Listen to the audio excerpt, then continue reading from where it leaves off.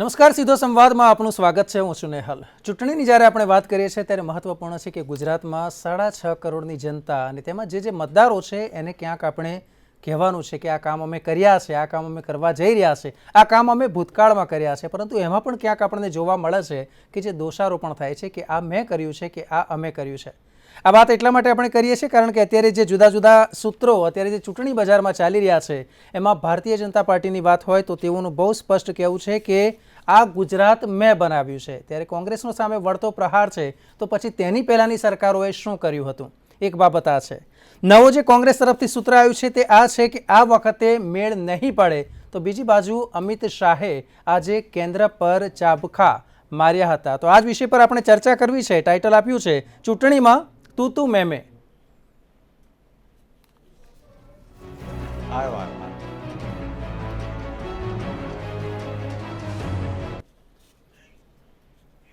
તો આ જ વિષય પર આપણે ચર્ચા શરૂ કરવી છે અને ચર્ચામાં ભાગ લેવા માટે આપણી સાથે જોડાઈ ગયા છે ભારતીય જનતા પાર્ટી તરફથી નેતા નિલેશ સોલંકી. નિલેશભાઈ, આપનું ખૂબ ખૂબ સ્વાગત છે. નમસ્કાર. સાથે જો વાત કરવામાં આવે, રીના બ્રહ્મભટ્ટ, જાણીતા વિશ્લેષક આપણી સાથે જોડાયા છે. રીનાજી, આપનું પણ સ્વાગત છે.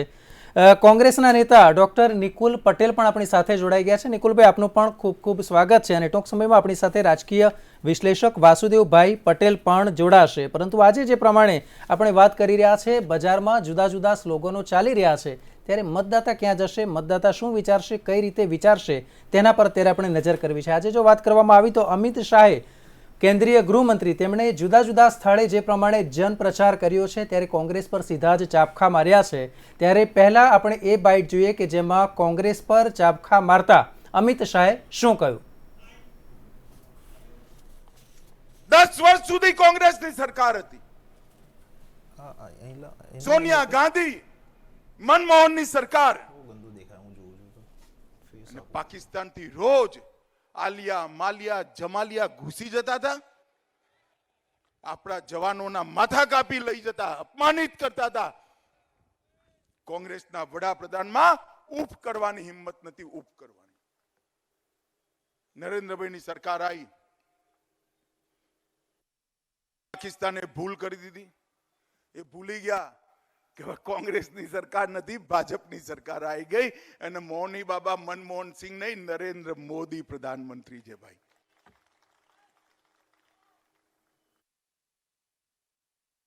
પુલવામા અને ઉરીમાં હુમલો કર્યો, કરતા તો કરી દીધો. 10 જ દિવસમાં નરેન્દ્રભાઈએ સર્જિકલ સ્ટ્રાઇક અને એર સ્ટ્રાઇક કરી પાકિસ્તાનના ઘરમાં ઘૂસી આતંકવાદીઓનો ખુરદો બોલાઈ આપણા જવાનો ભારત માતા કી જયના જયકારા સાથે. તો દેશભરમાં ભારતીય જનતા પાર્ટી જે પ્રમાણે અત્યારે વાત કરે છે કે જે સરકાર છે તેમના જયકારા બોલાવવામાં આવી રહ્યા છે. મહત્વની બાબત એ પણ છે કે જ્યારે આપણે વાત કરીએ છીએ કે આ કામ અમે કર્યા છે ત્યારે કોંગ્રેસ પણ સામે એ જ વળતો પ્રહાર કરે છે કે તેની પહેલાં જ્યારે અમારી સરકાર હતી તેણે પણ કામ કર્યા છે. અમને હાવ એકદમ આપણે કહી શકીએ કે અમને હાંસિયામાં ના ધકેલી દો, એવી ક્યાંક વાત છે એ કોંગ્રેસ દ્વારા કરવામાં આવે છે. આ જ મુદ્દે જ્યારે આપણે ચર્ચા કરીએ છીએ, ડૉક્ટર નિકુલ પટેલ, આપની પાસે આવવા માંગીશ. બહુ સ્પષ્ટ કહેવું છે કે કોંગ્રેસે કશું જ નથી કર્યું. તમારું શું કહેવું છે?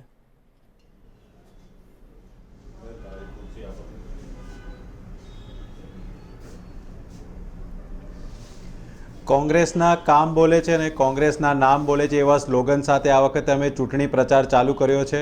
અને ગુજરાતની અંદર ભારતીય જનતા પાર્ટીના સ્ટાર પ્રચારકો એવું કહે છે કે આ ગુજરાત તો મેં બનાવ્યું છે.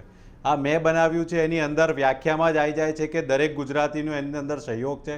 એટલે કે આપણે જોઈએ કે 1960ની આપણે ગુજરાતની વાત કરીએ તો ગુજરાતની જ્યારે સ્થાપના થઈ ત્યારથી ભારતીય જનતા પાર્ટીનું શાસન આવ્યું ત્યાં સુધી ગુજરાતની અંદર જે રીતના કોંગ્રેસનું યોગદાન છે કોઈ જગ્યાએ ભૂલી શકાય એમ નથી કે કોઈ બી જગ્યાએ આપણે એવું કહી ના શકાય કે કોઈ પણ જાતનું યોગદાન નથી. આ ગુજરાતની અંદર જો ડેમો બનાવ્યા હોય તો કોંગ્રેસે બનાવ્યા છે. આ ગુજરાતની અંદર જો મોટી મોટી હોસ્પિટલો જે સરકારી બનાવી હોય તો એ કોંગ્રેસે બનાવી છે. આ ગુજરાતની અંદર નગરપાલિકા કે ગ્રામ પંચાયત સુધી જો ચૂંટણીનો અધિકાર અને એની જે સત્તા આપવામાં આવી છે એ 73માં એમેન્ડમેન્ટ્સ કોન્સ્ટિટ્યુશનની અંદર પંચાયતી રાજ દ્વારા જો આપવામાં આવી તો કોંગ્રેસે આપી છે. આ દેશની અંદર શાળાઓ જ્યાં 10 વિદ્યાર્થીઓ હોય એવા ગામડાઓની અંદર જો શાળાની સ્થાપના કરી હોય તો કોંગ્રેસે કરી છે. એવા અસંખ્ય કામ હું તમને અહીંયાથી બેઠા બેઠા ગણાવી શકું છું, પરંતુ જ્યારથી ભારતીય જનતા પાર્ટી આવી છે એમણે ખાલી ધર્મ આધારિત રાજનીતિ કરી છે અને લોકોની ભાવનાત્મક મુદ્દા સાથે વાતો કરીને લોકો ભાવનાત્મક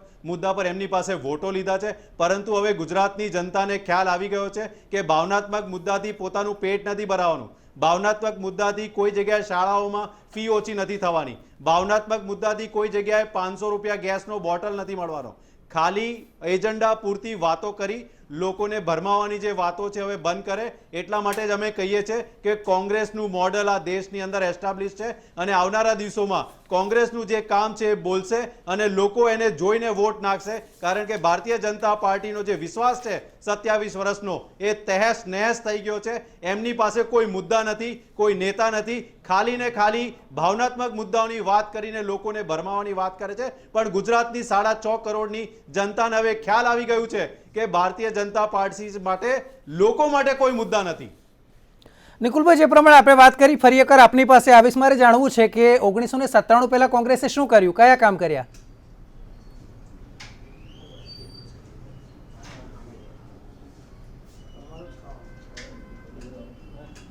મેં કીધું એ પ્રમાણે કે જે સરદાર સરોવર જે ડેમ છે એની જો સ્થાપનાની વાત કરીએ તો એ જે પહેલો પાયો છે એ નાખ્યો. સિવિલ હોસ્પિટલની વાત કરીએ તો એ સ્થાપી છે. તમે જોઈ લો કે Sardar Vallabhbhai Patel national institute of technology Surat જે એન્જિનિયરિંગની સ્થાપના, Sardar Patel university, Sardar Patel international airport, દરેક જગ્યાએ પ્રાઇમરી હેલ્થ સેન્ટરો, શાળાઓ, જે ગુજરાતની જનતાને જરૂર હોય એ મહેકમો બનાવ્યા છે. ગુજરાતની સેવામાં લોકોને જે નોકરી જોઈતી હતી એ રોજગારી આપી છે. આ દેશની અંદર કોંગ્રેસ દ્વારા તમે જોયું હશે કે જે ત્યજજ્ઞો જે છે એ સ્થાપવામાં આવી છે. ભાભા એટોમિક રિસર્ચ સેન્ટર હોય, સ્પેસ એપ્લિકેશન સેન્ટર હોય, ફિઝિકલ રિસર્ચ લેબોરેટરી હોય, ઘણી સંસ્થાઓ આજે ગુજરાતની અંદર જે અમે મંદિર તરીકે સ્થાપી છે એ મંદિરો આજની તારીખે બી દેશ હિતમાં કામ કરી રહ્યા છે અને લોકોને જે જરૂર છે મૂળભૂત સુવિધાની એ બધી સુવિધા જો કોઈ આપી રહ્યું છે તો એ કોંગ્રેસના જે મંદિરો સ્થાપવામાં આવ્યા છે એ મંદિરો થકી દેશના ઉન્નતિ અને ઉત્થાનમાં કામ કરી રહ્યા છે. ચલો, કોંગ્રેસે જે કાર્યો કર્યા છે તે ખરેખર સરાહનીય છે તેવું કોંગ્રેસ દાવો કરી રહ્યું છે. નિલેશ સોલંકી, નેતા ભાજપ, આપણી સાથે છે. નિલેશભાઈ, બહુ સ્વાભાવિક છે કે જ્યારે અંગ્રેજોની આપણે વાત કરીએ, 200 વર્ષની ગુલામી પછી આપણે આઝાદ થયા હતા અને 15મી ઓગસ્ટ 1947માં આપણી પાસે શું હતું, પહેલાં તો આપણે એ વિચાર કરીએ. અને ત્યાર પછી કોંગ્રેસે પણ કાર્ય કર્યા છે, ખાસ કરીને IIM, IIT, PRL, ISRO, ડેમની જ્યારે વાત કરીએ, સરદાર સરોવર ડેમનો જ્યારે પાયાની વાત કરીએ તો તે સમયે કોંગ્રેસની સરકાર હતી. ગુજરાતની જ્યારે વાત કરીએ તો ગાંધીનગરની સ્થાપના કોંગ્રેસે કરી હતી. તોય છતાં ભાજપ એવું કેમ કહે છે કે કોંગ્રેસે કશું જ નથી કર્યું? નિહલભાઈ, આપણો જે વિષય છે કે કોંગ્રેસની સ્થાપના એક અંગ્રેજે કરી, આપણે ત્યાંથી જ ચાલુ કરીએ. કારણ કે આઝાદીથી આપણે લડાઈ જે લડતા હતા વ્યોમે જે કરી, અને બીજું આપણે કે આ જે વિષય છે કે કોંગ્રેસ બોલે છે તો કોંગ્રેસના 42 જે નેતાઓ કોંગ્રેસ છોડીએ કોંગ્રેસનું કામ બોલે છે. કોંગ્રેસના નેતાઓ કોરોનામાં રિસર્ચ, કોરોનાની જે હતી જે પીક અવર્સ હતા ત્યારે એ રિસોર્ટમાં એ જલસા કરતા હતા, એમનું કામ બોલે છે. કોંગ્રેસના યાકુબ મેમન રાતે 3 વાગે એને બચાવવા માટે સુપ્રીમ કોર્ટ ખોલાવ્યો હતો કોંગ્રેસે, એનું કામ બોલે છે. RSSનું હાફ પેન્ટ જે એક કૃત્ય કહેવાય, માનસિકતા કહેવાય, એ સળગેલાનો જે ફોટો મૂક્યો હતો એ કોંગ્રેસનું કામ બોલે છે. હવે આપણે થોડા સેન્ટ્રલમાં આવીએ તો ગેહલોતજી આવ્યા પછી રાજસ્થાનમાં 7.5 લાખથી પણ વધારે FIR નોંધાઈ, એ કોંગ્રેસનું કામ બોલે છે. કોંગ્રેસના આપણા ગુજરાતના મિનિસ્ટર જે મોહમ્મદ સુરતીના ત્યાંથી AK-47 અને બોમ્બ મળ્યા હતા, એ કોંગ્રેસનું કામ બોલે છે. ભરતસિંહ સોલંકી જેવા વ્યક્તિએ એવા રામ મંદિરની ઈંટો વિશે જે અનિંદનીય શબ્દો બોલ્યા, એ કોંગ્રેસનું કામ બોલે છે. જ્યોર્જ પુનૈયા જેમને કહ્યું હતું કે ભારત માતાની માટી તમને પગે અડશે અને બીમારીઓ થશે તો બૂટ ચંપલ પહેરીને ભારત જોડો યાત્રામાં તમે ચાલો, એવા વ્યક્તિ સાથે રાહુલ ગાંધીજી 1 કલાક મિટિંગ કરે છે, એ કોંગ્રેસનું કામ બોલે છે. નેશનલ હેરાલ્ડમાં જે પ્રમાણેના જામીનથી બહાર છે રાહુલજી અને સોનિયાજી, એ કોંગ્રેસનું કામ બોલે છે. એટલે નેહલજી, હું આપણે કહીશ કે કોંગ્રેસે શરૂઆત જે કરી, એમને કીધું ડેમ બનાવ્યા, પાણી કોણ લાવ્યું? 70,000થી પણ વધારે કિલોમીટર જેટલી પાઇપલાઇન, પાણી નાખવું, ડેમ બનાવ્યા, ચલો હું માનું છું કે એમને આખું ભારતનું સર્જન કર્યું, એમને બધું જ કર્યું, આ કર્યું, કેમ નથી અત્યારે હાલ, કેમ જમીન ઉપર નથી? એક રેલી મેં અમદાવાદમાં નથી જોઈ નિયલજી. એટલે આ લોકો 27 વર્ષ પછી કહેવું પડે છે કે અમે બનાવ્યું, એનો મતલબ એવો થયો કે આ લોકો જમીન ઉપર નથી, એક કાર્યકર્તા દેખાતો નથી. આજે તમે જોઈ લો, ભારતીય જનતા પાર્ટીના શીર્ષ નેતૃત્વ, ગુજરાતના સંગઠનના નેતાઓ આજે રેડ કાર્પેટ બોમ્બિંગથી જે પ્રચાર પ્રસાર કરી રહ્યા છે, દરેક જિલ્લામાં, ગામડામાં, શહેરોમાં સવાર સાંજ રાઉન્ડ ચાલે છે, કામ કરેલા છે, રિપોર્ટ કાર્ડ લઈને જાય છે, જૂના ઉમેદવાર અને નવા ઉમેદવાર, જૂના ધારાસભ્ય અને નવા ઉમેદવાર, એ બંને જાય છે. જે બજેટ આપ્યું છે ને એ ખખડીને બોલે છે કે ભાઈ હા અમે કામ કરેલું છે, જે કામ બાકી છે ને એ કામ ફરી થશે નવી સરકારમાં. એટલે નિહલજી, આ વસ્તુ જે કામ કરવાની રીતિ, અમે એવું નથી કહેતા કે અમે આ કર્યું, અરે તમને યાદ કરવાની જરૂર શું પડે નિહલજી? ચાલો, જે પ્રમાણે આપણે વાત કરી, રીના બ્રહ્મભટ્ટ આપની પાસે આવવા માંગીશ. સૂત્રોની જ્યારે આપણે વાત કરીએ છીએ ને ત્યારે દરેક પાર્ટીના સૂત્રો હોય છે. જો ભારતીય જનતા પાર્ટીની જ્યારે આપણે વાત કરીએ છીએ તો જે નવું સૂત્ર છે, ભરોસાની ભાજપ સરકાર એ તો છે જ, પણ જે 2 દિવસથી આપણે જોઈ રહ્યા છે, આ ગુજરાત મેં બનાવ્યું છે. હા, ચોક્કસથી આપણો તેમાં હિસ્સો છે, તેમાં ફાળો છે, પણ સવાલ એ છે કે પહેલાની સરકારોએ કશું નથી કર્યું, એટલે માત્ર ને માત્ર દોષારોપણ કરવામાં આવશે કે પછી આ રીતે જનતાને ગુમરાહ કરવામાં આવશે? કારણ કે વાત એ છે કે પહેલાં પણ કામ થયું છે. હા, એટલું આપણે કહી શકીએ કે પહેલાં ઓછું થયું છે કે વધારે, પણ કામ બિલકુલ નથી થયું, એને કઈ રીતે જુઓ છો? અને મારી જે અહીંયા મારે જાણવું છે એ જાણવું છે કે માત્ર સૂત્રોથી ચૂંટણી જીતી શકાય?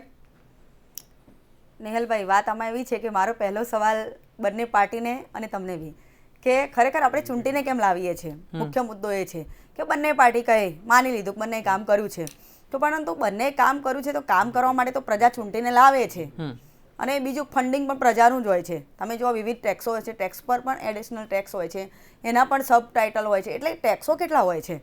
એટલે ખરેખર જોવા જાઓ તો આ ભલે તમે ગણાવો, પરંતુ પ્રજાને ખ્યાલ જ છે. અને ભાજપને પણ, ભાજપે ઐતિહાસિક કામો કર્યા છે, હું ના નહીં પાડી શકું, મારે પણ કબૂલવું જ રહ્યું, કામો થયા છે, કોંગ્રેસે પણ કર્યા છે, એની પણ ના નહીં. તમે જુઓ કે મેં આ જ સ્ટેટ પર કહ્યું હતું કે તમે જો તો ભાખરા નાંગલ બંધ છે, એનાથી જો તો પંજાબથી લઈને જે ઉત્તરાખંડ છે ત્યાં બધે હરિત ક્રાંતિ આવી હતી, દેશમાં જે અન્ય સંકટો તે દૂર થયું હતું. એટલે ચલો, બિલકુલ રીનાજી, આપણે અટકાવવા માંગીશ. એક મહત્વપૂર્ણ સમાચાર સામે આવ્યા છે, સમાચાર તરફ આપણે નજર કરીશું. જે પ્રમાણે સમાચાર સામે આવી રહ્યા છે, ભારતીય જનતા પાર્ટીએ વધુ 12 બળવાખોર નેતાઓને સસ્પેન્ડ કર્યા છે. જે પ્રમાણે સમાચાર સામે આવ્યા છે, મંતવ્ય ન્યૂઝ આ એક્સક્લુઝિવ આપને બતાવી રહ્યું છે કે બીજા 12 સભ્યોને સસ્પેન્ડ કરવામાં આવ્યા છે. ઉલ્લેખનીય છે કે અગાઉ પણ સભ્યોને સસ્પેન્ડ કરવામાં આવ્યા હતા. કુલ મળીને 12 સભ્યોને સસ્પેન્ડ કરવામાં આવ્યા છે તેવું સામે આવ્યું છે, જેમાં નામની યાદી છે તે પણ સામે આવી છે. લેબજી ઠાકોર, SM ખાંટને સસ્પેન્ડ કરવામાં આવ્યા છે, તો પક્ષ વિરોધી પ્રવૃત્તિ બદલ સસ્પેન્ડ કરવામાં આવ્યા છે. કુલ મળીને 12 જેટલા બળવાખોરોને સસ્પેન્ડ કરવામાં આવ્યા છે. કારણ કે આ એ નામ છે કે જેમણે ભાજપમાં હોવા છતાં અપક્ષ ઉમેદવારી કરી હતી, ત્યારે હવે કડકમાં કડક પગલાં ભારતીય જનતા પાર્ટીએ લીધા છે, જેમાં કુલદીપસિંહ રાવલનું પણ નામ સામે આવ્યું છે. તો રામસિંહ ઠાકોર, માવજી દેસાઈ પણ સસ્પેન્ડ થયા છે. તો લેબજી ઠાકોર, SM ખાંટ, મધુ શ્રીવાસ્તવ કે જે બાહુબલી નેતા છે, બહુ સ્પષ્ટ છે કે જે છેલ્લા કેટલાક સમયથી સતત વિવાદમાં હતા, આખરે તેમને પણ સસ્પેન્ડ કરવામાં આવ્યા છે. તો ચર્ચાને આપણે આગળ વધારવી છે, પરંતુ આ મુદ્દે પણ ચર્ચા થવી જરૂરી છે. નિલેશભાઈ, ફરી એકવાર આપની પાસે આવવા માંગીશ. બહુ સ્વાભાવિક છે કે ભારતીય જનતા પાર્ટીએ આ ખૂબ જ મહત્વપૂર્ણ કદમ તો લીધું છે, પણ એક બાબત એ પણ છે કે એવા પણ સવાલ ઉઠતા હતા કે આ બાહુબલી સામે પગલાં કેમ નહીં? શું કહેશો? નેહલજી, ભારતીય જનતા પાર્ટી 2 થી 200 અને 300 જે સીટો આવી એ સંઘર્ષવાળી પાર્ટી છે, અને જે કેડર બેઝ કહેવાય છે. અમારા ત્યાં ડિસિપ્લિનમાં અમે વખાણાઈએ છીએ. અમારી પાર્ટીથી લોકો કદાચ કંઈક શીખે છે, અમને સારું લાગે છે. લોકશાહીમાં આપ જુઓ, રાષ્ટ્રનીતિમાં જુઓ, સેવા યોગ્ય જે હોય એ બધી જ રીતે ભારતીય જનતા પાર્ટી અવ્વલ છે. અને આવા નેતા કોઈ પણ હોય જે પાર્ટીના વિચારધારામાં નથી, લાઈનદોરીમાં નથી, અને 100% આ ઉદાહરણ છે કે એમને સસ્પેન્ડ કર્યા છે. અને ભારતીય જનતા પાર્ટી એવા જ વ્યક્તિઓને મતદાતાઓની વચ્ચે ઉમેદવારો મોકલશે કે જે ઉમેદવારો એ જંગી બહુમતથી જીતીને આવે. અને આ વખતે હું આપને વિશ્વાસ અપાવું છું કે ઐતિહાસિક સીટો આવશે. ભારતીય જનતા પાર્ટીની સરકાર તો બને જ છે, પણ છતાંય આ ઉદાહરણ છે કે એમને સસ્પેન્ડ કર્યા છે. અમારું શીર્ષ નેતૃત્વથી માંડીને અમારા પેજ પ્રમુખ, પેજ સંગઠનના વ્યક્તિઓ એટલા મજબૂત છે કે આજે જુઓ કે એમને કહેવામાં એક સૂચના આવે છે ને એ સવારે 8 વાગે આવી ઠંડીમાં રાઉન્ડમાં જતા રહે છે. સાંજે પણ એ 4:30-5 વાગે એમને રાઉન્ડમાં જાય છે. અને જે પ્રમાણેની જે રેલીઓ થઈ રહી છે, મને મારે સવારે જ એક ચર્ચા થઈ મીડિયા કર્મી સાથે કે કોંગ્રેસ કેમ નથી ક્યાંય કોઈ જગ્યાએ કોઈ ઓફિસના પાટિયા નથી લગાયા કે ક્યાં કોઈ જગ્યાએ બેઠક જ નથી. આપ જુઓ આપણા મીડિયમના માધ્યમથી કદાચ દેખાતું હોય તો વધારે સારું છે, પણ હું એ કહી રહ્યો છું કે ભારતીય જનતા પાર્ટી ગુજરાતમાં ગુજરાતીઓનું સન્માન જાળવી રાખ્યું છે. જે પ્રમાણેની નિકુલજીએ કહ્યું કે કોંગ્રેસે આ કર્યું, અત્યારે ક્યાં છે? આખા ગુજરાતમાં જે પ્રમાણેની રાહુલ ગાંધીજી કદાચ એક રજા લઈને આવતા હોય ને કે એક રજા લઈને આવે છે ગુજરાતમાં રેલી કરે છે. નિલેશભાઈ, એ તો વડાપ્રધાને જવાબ આપી દીધો છે કે કોંગ્રેસ અત્યારે ખાનગીમાં ખાટલા બેઠક કરે છે, એટલે જવાબ તમે આપી દીધો છે, એટલે એ પ્રશ્નમાં આપણે નથી પડવું. વાસુદેવ પટેલ, રાજકીય વિશ્લેષક આપણી સાથે છે. વાસુદેવભાઈ, આપની પાસે આવવા માંગીશ. બહુ મોડા ભારતીય જનતા પાર્ટીએ આ કડકમાં કડક પગલું લીધું છે, કારણ કે એવું મનાતું હતું કે દિનુ પટેલ, મધુ શ્રીવાસ્તવની સામે ભારતીય જનતા પાર્ટી ઠંડી પડી ગઈ છે, પરંતુ રહીને પગલાં લેવામાં આવ્યા છે. અપક્ષમાં જેમણે ઉમેદવારી કરી હતી તેમની સામે આ પગલાં ભરવામાં આવ્યા છે. તમે કઈ રીતે જુઓ છો? રાજકીય પક્ષ કોઈ પણ પગલાં જ્યારે લે ને પાર્ટીમાં ડિસિપ્લિનનો ભંગ થાય તો પગલાં લે, એટલે એ પાર્ટીની વિધિન ધ પાર્ટીનો વિષય છે. રહી વાત ભારતીય જનતા પાર્ટીએ આ હદ સુધી જવું પડ્યું એ મોટો પ્રશ્ન છે. વાત એ છે કે ભારતીય જનતા પાર્ટીને છેલ્લા આપણે લગભગ 20-25 વર્ષથી નરેન્દ્રભાઈના એન્ટ્રી થયા પછી એક 20-22 વર્ષથી જોઈ રહ્યા છીએ કે એમાં ક્યારેય કોઈ ઊં કે ચૂં કરી શકે એવી સ્થિતિ નથી. એટલું ડરનું માહોલ હતું, એને ડિસિપ્લિન એ કહેતા હતા.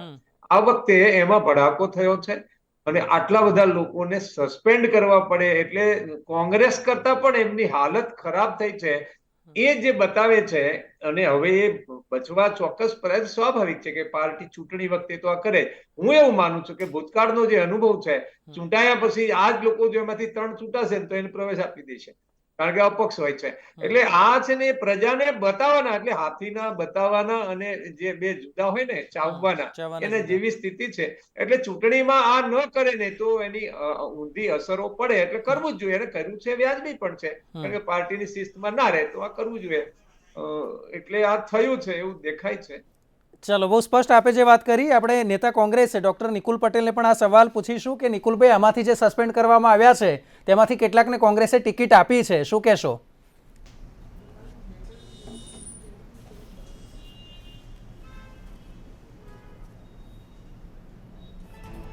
કોંગ્રેસે બધાને ટિકિટ નથી આપી, પણ જે લોકો બી સસ્પેન્ડ થઈને એવું કહો છો તમે કે જે અમારી વિચારધારા સાથે જોડાઈને અમારી જોડે કામ કરવા માટે તૈયાર છે, એ બધાને જ અમે શું કહેવાય કે પ્રાથમિકતા આપી છે. અને આવનારા દિવસોમાં જે રીતના આપણે કહ્યું કે પહેલાં તમે એવું જ્યારે બી કહેતા હતા કે ભાઈ કોંગ્રેસની અંદર ડખો છે, તો હવે આ સ્પષ્ટ દેખાય છે કે ભાજપ જે શિસ્તવાળી પાર્ટી છે એની અંદર બી ખૂબ મોટો ડખો છે અને એ ડખો ધીરે ધીરે ચરમસીમા પર આવી રહ્યો છે. નીતિનભાઈ પટેલ જેવા બી જાહેરમાં આવીને પોતાનું નિવેદન આપી રહ્યા છે. ભય બિન પ્રીત નહીં એવા જે સ્ટેટમેન્ટો છે હવે પ્રૂવ થઈ રહ્યા છે કે હવે લોકોને ભય નથી રહ્યો અને પોતાની જે લોકતાંત્રિક રીતે જે રજૂઆતો કરવાની છે જાહેરમાં, વિધિન પાર્ટી અને આઉટસાઇડ પાર્ટી અને જાહેર મંચ પરથી બી લોકો પોતાની પ્રતિક્રિયા આપી રહ્યા છે, તો ખૂબ જ સરસ વાત છે. અમને એવું હવે ફીલ થઈ રહ્યું છે કે ભાઈ ખરેખર હવે ભારતીય જનતા પાર્ટી પોતાનું એક શું કહેવાય કે લોકો જે અંદર જે છે એ પોતાની રજૂઆતો કરી રહ્યા છે. ચલો, બિલકુલ. રીના બ્રહ્મટ, આપની પાસે આવવા માંગીશ. આમાં મતદાતા છે ક્યાંક મૂંઝાય છે એટલા માટે કે મેં એમના પર ભરોસો મૂક્યો, ચલો એમને ટિકિટ ના મળી, એમણે પક્ષ બદલી કાઢ્યો, હવે મારે કોને મત આપવો? કારણ કે 5 વર્ષ માટે એ પણ આ બધું જોતો આવતો હોય કે વિકાસ કાર્યો કયા થયા છે, કયા થઈ રહ્યા છે, અને તેને આધારે નક્કી થતું હોય છે. પરંતુ ટિકિટ ના મળે, રાતોરાત વિચારધારા બદલાઈ જાય છે, રાતોરાત માનસિકતા બદલાઈ જાય છે, પરંતુ રાતોરાત મતદાતા પોતાની માનસિકતા બદલી શકતો નથી. કઈ રીતે જુઓ છો? નેહલભાઈ, આમાં મને એવું લાગે છે કે ખરેખર આ વખતે જે ચિત્ર છે, આમ જો 2017થી શરૂ થયું છે કે કોંગ્રેસની વંડી ઠેકીને ભાજપમાં આવવાનું, તો ભાજપમાં પણ રેર કેસ બન્યા છે. દાખલા કે પ્રભાતસિંહ ચૌહાણ હોય એ ગયા છે, તો એવા રેર કેસ હશે, પણ ભાજપમાં ઓછા છે ડેમેજ કંટ્રોલના લીધે. પરંતુ આમાં મુદ્દો એ જ આવે છે કે ભાજપે પણ તમે જુઓ તો ભગા બારડ હોય કે મોહન રાઠવા હોય, એમને છેલ્લે લીધા છે. તો વાત એવી આવે છે કે ખરેખર આપણે વ્યક્તિવાદને મહત્વ આપવું કે ખરેખર પાર્ટીને આપવું? અગર જો પાર્ટીને આપતા હોઈએ તો પછી ચહેરાને કોઈ મહત્વ રહેતું જ નથી, પાર્ટીની થિયરી પર જ આપણે મત આપીએ છીએ. તો ભાજપને પણ એવો વિશ્વાસ હોવો જોઈએ કે એમને કંઈ જરૂર નથી આયાતી ઉમેદવારોની. એટલે મારે બહુ સ્પષ્ટપણે અહીંયા કહેવું પડે છે કે ભાજપે જે આયાતી ઉમેદવારોનું લાંબુ લચક લિસ્ટ કર્યું છે અને તમે જે ત્રણ ચહેરા છે, અલ્પેશ ઠાકોર હોય કે જિજ્ઞેશ મેવાણી અને હાર્દિક પટેલ, કે જેણે સમાજને પણ થોડા ગુમરાહ કર્યા છે, તો એ લોકોને પણ તમે જો તો ટિકિટો મળી છે. તો આ કરવાની જરૂર નથી, કેમ કે આમાં અસમંજસ ઊભી થાય જ. તમે જો કે લોકોએ શું નક્કી કરી શકે, કેમ કે આજે લોકો ભાજપને અને મોદીજીના લીધે મત આપતા હોય તો એ લોકો માટે એવો વિચાર આવે કે ભાઈ આજે તમે જુઓ તો અલ્પેશ ઠાકોર કે જે ક્યાંક રિજેક્ટેડ હોય, રાધનપુરમાં લોકો એનાથી નારાજ છે, તેમ છતાં એને દક્ષિણ ગાંધીનગરમાંથી ચૂંટણી આપવામાં ગાંધીનગર દક્ષિણ ટિકિટ આપી છે. હા, તો પછી એ લોકો પણ નક્કી ના કરી શકે ને, ત્યાં પણ નારાજગી રજૂ થઈ છે. એટલે મુદ્દો એ જ આવે છે કે તમે ખરેખર ચહેરા પર આપીએ છીએ, આપણે જ્ઞાતિવાદ પર આપીએ છીએ કે પછી આપણે કોઈ પાર્ટી તરફ આપીએ છીએ. આ મનોમંથન દરેક પાર્ટીએ કરવાની જરૂર છે. કોઈ એક પાર્ટીને હું નથી કહી રહી, કારણ કે જે પાર્ટીના ચહેરા પર એ લોકો ચૂંટાઈને આવે છે એની પાટલી બદલી નાખે છે, એનો મતલબ તો શું રહ્યો? બિલકુલ, જે પ્રમાણે આપણે વાત કરી, ફરી એકવાર વાસુદેવભાઈ આપની પાસે આવવા માંગીશ. આ વખતની સ્થિતિને તમે કઈ રીતે જુઓ છો? કારણ કે હું જોઉં છું કોંગ્રેસની જો વાત કરવામાં આવે, લગભગ દર અડધો કિલોમીટર 1 કિલોમીટરે મોટું હોર્ડિંગ હું જોઉં છું. સોશિયલ મીડિયામાં પણ તેનો પ્રચાર મને જોવા મળે છે, પણ હું રાહ જોઉં છું કે આજ સુધી કોઈ કાર્યકર્તા અથવા મારા વિસ્તારના જે ધારાસભ્ય માટે જેમણે ઉમેદવારી કરી હોય એમનું કોઈ ફરફરિયું કાગળ કે રૂબરૂ હજુ સુધી આવ્યા નથી. મારે ક્યાં સુધી રાહ જોવાની? એમાં એવું છે કે કોંગ્રેસે જે પેટર્ન આ વખતે એપ્લાય કરી છે ને, આ તાઇફા વાળી નથી.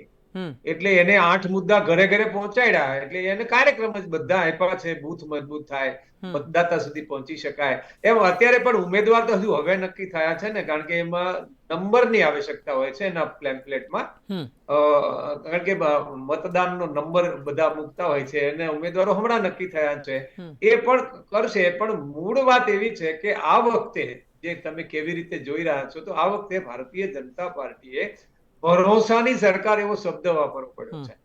એનો અર્થ એવો થાય છે કે ક્યાંક ભરોસો પ્રજાનો તૂટી રહ્યો છે.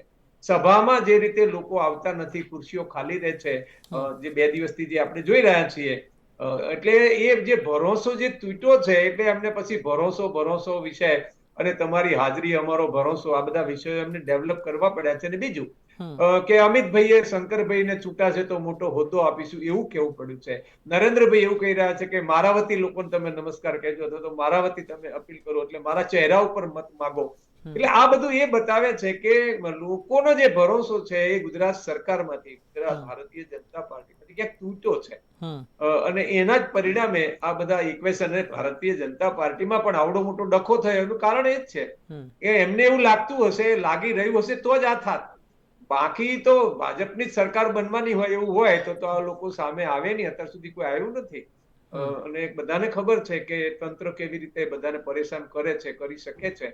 એટલે આ બધા વિષયો ભેગા થયા છે અત્યારે. એટલે અને ત્રિપાંખીયો જંગ સાચા અર્થમાં ગુજરાતમાં છે. હું એવું ચોક્કસપણે માનું છું કે કોઈ પણ પક્ષને બહુમતી મળશે એવું નથી લાગતું. ક્યાંક ને ક્યાંક ગઠબંધન વાળી સરકાર ગુજરાતમાં આ વખતે બને તો નાની. જો ગુજરાતમાં ગઠબંધન વાળી સરકાર આવે તો આ પણ એક રેકોર્ડ થઈ જશે, કારણ કે આગળ પણ કેટલીક ગઠબંધન સરકાર આપણે ત્યાં હતી. જો કે હા, એ વાત પણ છે કે બહુ લાંબી ગઠબંધનની સરકાર ગુજરાતમાં ટકી નથી, એ બાબત પણ હકીકત છે. નિલેશભાઈ, બહુ સ્પષ્ટ છે કે જ્યારે આપણે વાત કરી રહ્યા છે ત્યારે વિશ્લેષકનું એમ પણ સ્પષ્ટ કહેવું છે કે ક્યાંક શું ભાજપ પર લોકોનો ભરોસો નથી એવો ભાજપને અંદેશો આવી ગયો છે કે જેને કારણે ભરોસાની ભાજપ સરકાર સૂત્ર લાવવું પડ્યું? નિહલજી, હું કહું કે મતદાતાઓની ઘરે જવું, એમને ઉમેદવારો ઓળખે, શું આ તાઇફા હોય તો કદાચ આ લોકશાહીનું અપમાન છે. બીજી વસ્તુ કે ભારતીય જનતા પાર્ટીએ 27 વર્ષથી જે પ્રમાણેની ભરોસાની ભાજપ સરકાર, જે અમારું સૂત્ર છે કે આતંકવાદને નેસ્ત નાબૂદ કર્યો ભરોસાની ભાજપ સરકારે, ગરીબોને કોરોના કાળથી અત્યાર સુધી નિઃશુલ્ક અનાજ આપ્યું એ ભરોસાની ભાજપ સરકાર છે, ગરીબોને ઘરનું ઘર આપ્યું એ ભરોસાની ભાજપ સરકાર છે, આયુષ્માન કાર્ડ થકી ગરીબોની સેવા કરી એ ભરોસાની ભાજપ સરકાર છે, વિધવા માતાઓનું પણ ધ્યાન રાખ્યું છે, પેન્શન એમને આપતા કર્યા છે, એ પણ ભરોસાની ભાજપ સરકાર છે, અવિરત વીજ પ્રવાહ આપનાર પણ ભરોસાની ભાજપ સરકાર છે. આવી તો લાંબી લિસ્ટ છે નિહલજી, કે જો તમે આને પણ તમે કન્ફર્મ ના કરો કે હા ના પાડો કે ભાઈ તમે ભારતીય જનતા પાર્ટી આવ્યા પછી ગુજરાતનું વૈશ્વિક રીતે લોકો જોવા માંડ્યા છે. આપણે પેલું કહેવાય ને નિહલજી કે આપણને મોસાળમાં મા પીરસે, તો આપણે સેન્ટ્રલમાં આપણા મોદીજી છે અને અહીંયા ભૂપેન્દ્રજી છે, તો આપણને જેટલી યોજના બને, જેટલું ફંડ જોઈએ, જે ગુજરાતના જે મોટી મોટી દિશાઓમાં લઈ જતું થતું હતું, જે મોટા મોટા પ્રોજેક્ટો હતા એ તાત્કાલિક આપણને એ ફાયદો થાય છે. અને ફાયદો કોને થશે? તમને મને ગુજરાતની જનતાને થશે. તો તમે આ આંખો કેમ બંધ કરી રાખો છો? હું એ કહી રહ્યો છું કે જે પ્રમાણેની આજે ગુજરાત ગતિશીલ વિકાસશીલ બન્યું છે, તો તમે આને તો તમે ના નિગ્લેક્ટ કરી શકો, તમે આને તો તમે એ રીતે ના જોઈ શકો. હા, હું માનું છું આપણા ભારતમાં બુદ્ધિજીવીઓનો ખૂબ જ બહોળો છે એ લોકોની ટીમ, પણ હું એમ કહું છું કે ભારતીય જનતા પાર્ટી એ લોકોની ગરીબોની સરકાર છે. જે પ્રમાણેની આજે જુઓ કે 10,000 કોઈ ગરીબના મેડિકલ આવે છે ને તો એના હાઈકારો લાગે છે. આજે કોઈ પણ હોસ્પિટલમાં 5 લાખ સુધીનું એ નિદાન કરાવી શકે છે. તો નિલેશભાઈ, શું આ આપણે માનીએ વસ્તુ ખોટી ચોક્કસથી, છે? આપણે માનીએ કે આ ગરીબોની સરકાર છે, જી. પણ પછી ક્યાં સુધી આપણે એમને ગરીબો રાખીશું? તમે કેટલા ગરીબ કલ્યાણ મેળા કર્યા? ભારતીય જનતા પાર્ટીએ જે પ્રમાણેની હું આપને ઉદાહરણ આપું કે રાહુલ ગાંધીજીએ ત્યાં આદિવાસીમાં સંમેલન કર્યું ને એમને શું કહ્યું, આપ વર્ડ પકડજો કે ભારતના બચાવનાર.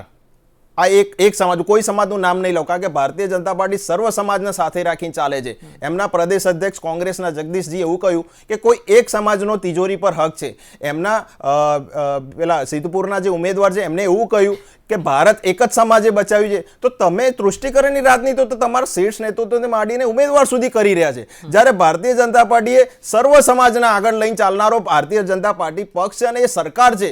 એટલા જ માટે તમારે માનવું જ પડશે કે લોકોનો વિશ્વાસ છે એટલા માટે કે ભૂપેન્દ્રજી આટલું કામ કરી રહ્યા છે. સોમવારના મંગળવાર તમારે નાનામાં નાનો પ્રશ્ન હોય તો મુખ્યમંત્રી શ્રી તમને સાંભળે છે, તો પછી તમને કાન આડા કેમ કરવાની જરૂર પડે છે? એ આપણે રાયોટિંગ નથી જોયા. 365 દિવસમાંથી 250 દિવસ આપણે કર્ફ્યુમાં લોકો અમદાવાદ નતા આવી શકતા, એમને સ્ટેપિંગ થતા હતા, ગરીબો રોજગારી નતા કરી શકતા. આજે તમે જો કર્ફ્યુ નામ લોકો ભૂલી ગયા છે. 15 વર્ષથી કદાચ કોઈને ખ્યાલ નથી કે તોફાનો શું છે ને એ વાર્તા થઈ ગઈ છે. તો આજે એ ગુજરાત ભૂપેન્દ્રજીએ બનાવ્યું છે, એ શીર્ષ નેતૃત્વજી મોદીજીએ બનાવ્યું છે. તો તમારે એને માનવું જ પડશે ને. લોકોનો વિશ્વાસ છે. તમે એકલ દોકલ ના પાડશો તો એનાથી એટલું નથી થવાનું કે આપણે વિશ્વમાં સૌથી મોટો રિવરફ્રન્ટ આપણે બનાવ્યો છે, આપણે સૌથી મોટું સ્ટેચ્યુ બનાવ્યું છે. સરદારજીની વાત જે કોંગ્રેસના પ્રવક્તા બોલે છે, સાહેબ મને મોટા શીર્ષ નેતૃત્વ રાહુલ ગાંધીજી ક્યારેક શ્રદ્ધાંજલિ આપવા ગયા છે, એ મોદીજીએ નથી બનાવ્યું. એ લોકોના લોખંડથી બન્યું છે. 8 કરોડ લોકોએ આના લોખંડને ઓગાળ્યું છે અને ગુજરાતીઓએ બનાવ્યું છે. કેમ નથી જતા? મોદીજીએ બનાવ્યું છે. આ લોકો નેહલજી મોદીજીનો વિરોધ કરતા કરતા ભારતનો વિરોધ કરતા થઈ ગયા છે.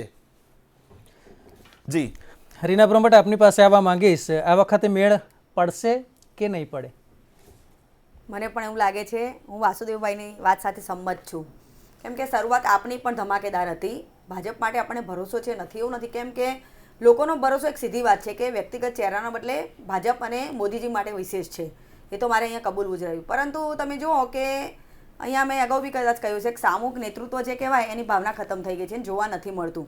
તો મોદીજી આખરે ક્યાં સુધી? એક સવાલ એ પણ લોકોને પણ છે. તમે જુઓ કે તમે ગમે તે 4 રસ્તે જશો કે તમે કોઈ પણ ગલી મોહલ્લામાં જશો અને ચર્ચા કરશો તો તમને ખ્યાલ આવશે કે લોકોનો પ્રશ્ન પણ આ જ હોય છે કે આખરે મોદીજી ક્યાં સુધી? પછી લોકોને કોઈ લોકલ ચહેરો પણ તો જોઈએ. ભૂપેન્દ્રભાઈને ભલે આગળ ધરવામાં આવતા હોય, પરંતુ તમે જુઓ કે ભૂપેન્દ્રભાઈ થોડા એક નરમ વલણના અને મૃદુભાષી વ્યક્તિ છે, એટલે એટલી ધારદાર નથી જેટલા મોદીજી હોય. મોદીજીનું તમે જુઓ કે લોકો પર એક વ્યક્તિત્વ એવું છે કે એક ધારદાર માણસ છે કે જે એક ડિસિઝન લઈ જઈ શકે છે ઇન્દિરાજીની જેમ કે ભાઈ પાકિસ્તાન પર સ્ટ્રાઇક કરવી છે તો કરો. એટલે એવું નેતૃત્વ લોકો ઝંખી રહ્યા હોય છે. એમના ચહેરા પાછળનું પણ એક આ જ ગણિત છે કે ભાઈ આવું એક મજબૂત અને આમ કહેવાય ને કે એક તુરંત નિર્ણાયક એ પ્રકારનું એક નેતૃત્વ જોઈએ. પરંતુ ગુજરાતમાં તમે જુઓ તો પાછલા કેટલાક સમયથી એવા નેતૃત્વની ક્યાંક ખામી તો લાગે છે લોકોને. આ મારું મંતવ્ય નથી, પરંતુ લોકો સાથે જે ચર્ચા હોય એનું જ મંતવ્ય નેહલભાઈ હું કહી રહી છું. ચાલો, બિલકુલ. નેતા કોંગ્રેસ ડોક્ટર નિકુલ પટેલ પાસે આપણે જઈશું. નિકુલભાઈ, એક બાબત મારે જાણવી છે કોંગ્રેસ પાસેથી કે હંમેશા આક્ષેપ થતો હોય છે કે તુષ્ટિકરણની નીતિમાંથી કોંગ્રેસ બહાર નથી આવતું. અમિત શાહે જે ચાપખા માર્યા તેમાં આ પણ વાત કરી હતી. રામ મંદિરનો પણ તેમણે આ જ મુદ્દે પ્રહાર કર્યો. કલમ 370 મુદ્દે પણ તેમણે આ જ મુદ્દે સવાલ કર્યો હતો. ત્યારે અમિત શાહે આજે કલમ 370 મુદ્દે શું કહ્યું તે આપણે સાંભળીએ.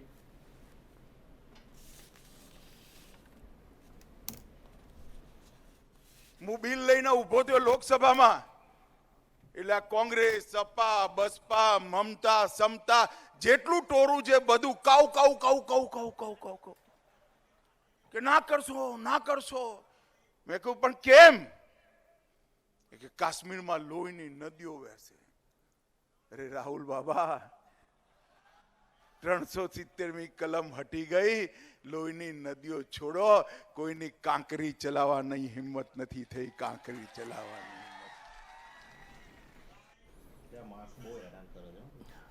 તો જે પ્રમાણે આપણે જોયું કે જે સીધા જ પ્રહાર કરવામાં આવ્યા અને કોંગ્રેસ જે તુષ્ટિકરણની નીતિ કરે છે તેને લઈને ચાપખા પણ મારવામાં આવ્યા. તો ડૉક્ટર નિકુલ, આપની પ્રતિક્રિયા, 2 મિનિટનો સમય છે આપણી પાસે.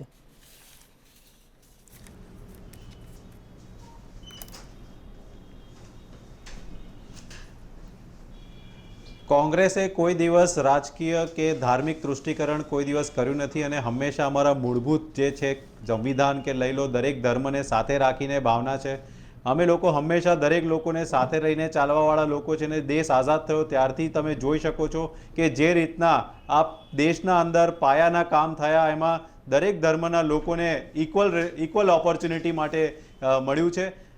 પરંતુ જે રીતના ભારતીય જનતા પાર્ટી તૃષ્ટિકરણ કરીને પોતે એવું એસ્ટાબ્લિશ કરવા માંગે છે કે અમે જ શું કહેવાય કે હિન્દુત્વના ખરા પહેરેદાર છે, તો એ એમનો વિષય છે, અમારો વિષય નથી. અમે હંમેશા લોકોના મૂળભૂત પ્રશ્નો સાથે આગળ ઉમેદવાર કરે વધ્યા છે. કારણ કે અમને ખબર છે એના કે ભાજપ આ ઉપર ગુજરાત આક્ષેપ કરો છો. મેં બનાવ્યું છે તો અમે લોકોએ બી એમાં લોહી રેડ્યું છે. તૃષ્ટિકરણની જે મુદ્દા છે, જે સ્ટેટમેન્ટ જે કોંગ્રેસના મિત્રો કરી રહ્યા છે, કોંગ્રેસના ઉમેદવાર કરી રહ્યા છે, એમાં ભારતીય જનતા પાર્ટી ક્યાં વચ્ચે આવી? મને એમ કહો તમે. ચંદનજી ઠાકુર નથી બોલ્યા 24 કલાક પહેલા?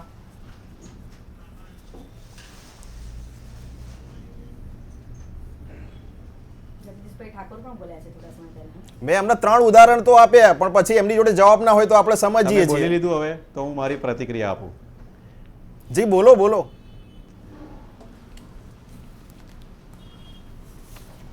જવાબનો કોઈ પ્રશ્ન જ નથી.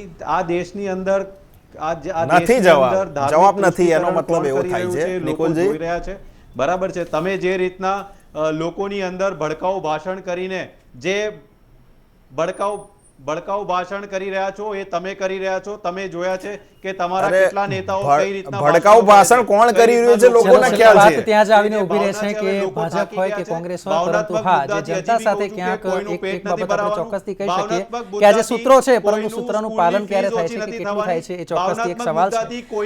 નિલેશ સોલંકી, ડોક્ટર નિકુલ પટેલ, વાસુદેવ પટેલ, રીના બ્રહ્મભટ્ટ, આપ સૌનો ખૂબ ખૂબ આભાર. હાલ આપણે એક બ્રેક લઈએ છીએ ને બ્રેક પછી આપણે વાત કરવી છે કે ચૂંટણીમાં જ કેમ આપવામાં આવે છે લોભ અને લાલચ.